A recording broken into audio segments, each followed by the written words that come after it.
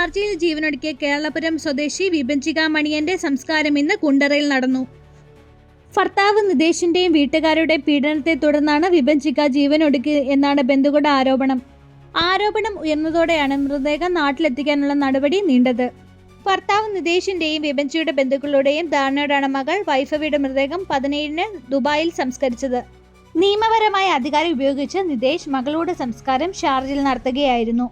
ഭാര്യയുടെ മൃതദേഹത്തിനോടൊപ്പം നാട്ടിലേക്ക് വരുന്നതുമില്ല. നാട്ടിൽ വന്ന അറസ്റ്റ് ഉണ്ടാകുമെന്ന തിരിച്ചറിവിലാണ് ഇത്.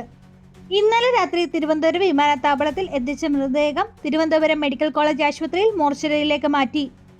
വീണ്ടും പോസ്റ്റ്മോർട്ടം നടത്തിയ ശേഷം മാതൃ സഹോദരന്റെ വീടായ കേരളപുരം പൂട്ടാണിമുക്ക് സൗപർണിയ എത്തിച്ച ശേഷം വൈകിട്ട് സംസ്കാരം നടത്തി. ഷാർജയിലായിരുന്നു അമ്മ ശൈലജ, സഹോദരൻ വിനോദ് എന്നിവരും മറ്റു ബന്ധുക്കളും മൃതദേഹത്തിനോടൊപ്പം നാട്ടിലെത്തി. 2 ആഴ്ച മുമ്പാണ് വിഭജിക ഷാർജയിൽ ആത്മഹത്യ ചെയ്തത്.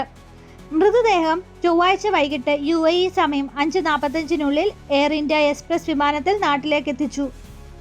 പോസ്റ്റ്മോർട്ടം ഉൾപ്പെടെ എല്ലാ നടപടികളും പൂർത്തിയാക്കിയിരുന്നു. ഷാർജയിലെ ഫോറൻസിക് ലാബിൽ ചൊവ്വാഴ്ച 10 മണിയോടെ ആംബുലൻസ് നടപടികൾ പൂർത്തിയാക്കിയിരുന്നു. ഈ മാസം 8-നാണ് വിഭജിയും മകളും ഫ്ളാറ്റിൽ മരിച്ച നിലയിൽ കണ്ടെത്തിയത്. വിഭജിക സമൂഹ മാധ്യമത്തിൽ പോസ്റ്റ് ചെയ്ത ആത്മഹത്യക്കുറിപ്പിനെ വഴിയാണ് ഭർത്താവ് നിതേഷ്, സഹോദരി നീതു, പിതാവ് മോഹനൻ എന്നിവരിൽ നിന്നും കൊടിയ പീഡനങ്ങൾ നേരിട്ട എന്ന വിവരം പുറം ലോകം അറിയുന്നത്. നിതേഷ് വിവാഹമോചനത്തിന് ശ്രമിക്കുന്നുണ്ടെന്ന്, അത് നടന്നാൽ ജീവിച്ചിരിക്കില്ലെന്ന് വിഭജിക അമ്മയോട് പറഞ്ഞിരുന്നു. ഇതിനിടെയാണ് വിവാഹമോചനം വേണമെന്നാവശ്യപ്പെട്ട് നിതേഷ് വക്കീൽ നോട്ടീസ് അയച്ചത്. ഇതായിരിക്കാം ആത്മഹത്യയുടെ കാരണമെന്നാണ് കുടുംബം കരുതുന്നത്. ഇതിനിടെയാണ് ആത്മഹത്യക്കുറിപ്പും ലഭിച്ചത്. ഇതിലൂടെയാണ് പീഡന വിവരങ്ങളും നിതേഷിന്റെ സ്വഭാവവും എല്ലാം കുടുംബം അറിഞ്ഞത്. 2020 നവംബറിലായിരുന്നു വിഭജിയുടെയും നിതേഷിന്റെ വിവാഹം ആഡംബരമായി നടത്തിയില്ലെന്നും സ്ത്രീധനം കുറവാണെന്നും കാർ ലഭിച്ചില്ലെന്നും ആരോപിച്ച് മാനസികവും ശാരീരികമായി പീഡിപ്പിച്ചുവെന്ന് കാണിച്ച് ഫേസ്ബുക്കിൽ പോസ്റ്റ് ചെയ്ത ശേഷമാണ് വിഭജിക ആത്മഹത്യ ചെയ്തത്.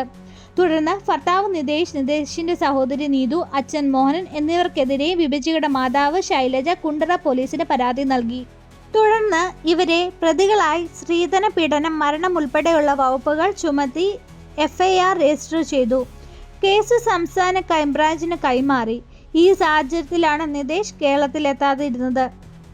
വിഭജികയുടെ ഈ കേസ് കേൾക്കുന്ന എല്ലാ സഹോദരങ്ങളോടും പറയാനുള്ളത്, ആത്മഹത്യ ഒന്നിനും പരിഹാരമല്ല, മറ്റാർക്കു വേണ്ടിയും സ്വന്തം ജീവിതം കളയാനുള്ളതുമല്ല.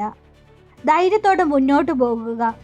നിങ്ങളുടെ ചുറ്റും പല ആൾക്കാർ നിങ്ങൾക്ക് വേണ്ടി കാത്തിരിപ്പുണ്ട്, സ്നേഹിക്കാനിരിപ്പുണ്ട്.